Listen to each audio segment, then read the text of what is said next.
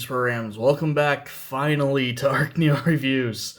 Yeah, life, work, things have been a little, fun lately, shall we say, but I'm back trying to get some stuff done, trying out this new way of doing videos that I mentioned in a previous update.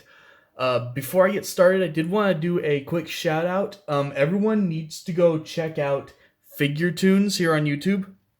Link in the description. This guy's doing some really, really slick stop motion videos with Transformers, and gotta shout him out. Buddy of mine, Junkie on Blacksmith, also launched a channel recently, so link to him, description as well. But random shoutouts and stuff aside, today we're gonna go ahead and take a look at Transformers Kingdom Dinobot. And this is an interesting one. I will admit, this is a figure I was originally going to pass on just because I don't have Beast Wars nostalgia. So, and, like I've said, I'm, kind of slowing down in my actual collecting right now. But this guy ended up, he won me over enough that I gave him a shot, and I'm pretty glad that I did. So, really quick, go over the Dino mode here. As you can see, it's definitely a little messy in places, but I feel like for the most part it works. I definitely wish they could have covered up the robot thigh joints there somehow, but at the same time, I don't know how they could have. Also, the end of his sword sticking out of the tip of his tail is just weird. So, this I can tell you how they could have fixed it. Make the tail longer and cover it completely. So, here I even have a solution I can give. But, I mean, aside from some of the, robot stuff poking through, this is still a really, really good alt mode. Yes, his face looks a little weird, but this is also very, very accurate to the show in how it looks. So, I will let the little bit of oddness slide.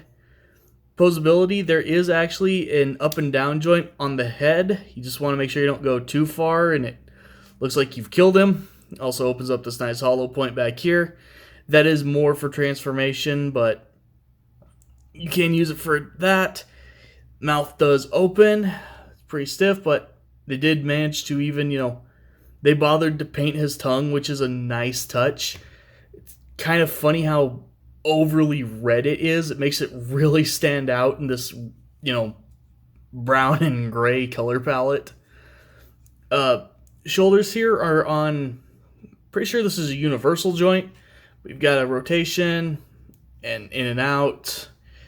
Got a hinge here at the elbow. I'm forgetting all the names of the joint types. And then a ball joint here for the wrists. Yes, the hands are at an incredibly weird position. I know a lot of people really don't like the hands on this mode. It's a matter of, I think they could have done better, but at the same time, they are shaped like this for a reason, which, again, will be in the transformation video, not this video. Nothing really at the legs because of how he transforms. You get some rotation here at the knee, and you can, use the knee joint, ankle rotation, ankle back and forth, and you can bend the claws down because anyone who knows Dinobot knows that this is going to become his feet in robot mode. So, overall, yeah, a little bit of weirdness in the Velociraptor mode here that apparently also breaks the camera's focus. But overall, it's still decently fun. So let's go ahead and get him terrorized, maximized. We're going to do the transforming thing. Be right back. And here we are with Dinobot's robot mode. And holy crap, this is the reason I took a chance on this figure. This robot mode is genuinely very, very impressive. As you can see here, the head sculpt is next level here. The way that they've used a sort of matte blue for the face, it just draws out the detail, makes him look very, very screen accurate, actually, which super well done. As well as, if I can get the focus to work here again, this is a very clean Dino mode, robot mode from a Dino mode, shall we say. A lot of, beast formers, but dinosaurs in particular, they do a lot of dinosaurs, so there's a good sample size for that. You tend to have just tons upon tons of just stuff hanging off of them. Really, this like little tail section here, that's all you've got is this tiny bit of backpack. Yes, the Dino mode itself did suffer a little to get this clean robot mode, but in my opinion, it's definitely a worth it sacrifice. I love the way this thing looks. Articulation on this guy is really, really good. He does have a ball joint for the head, so he's got, pretty good range of tilt up and down, little side to side. Can look, full rotation and stuff. Shoulders have a full rotation. Outward movement right there. Got a swivel just under the shoulder.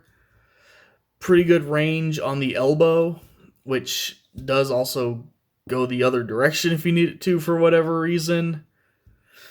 Got wrist rotation.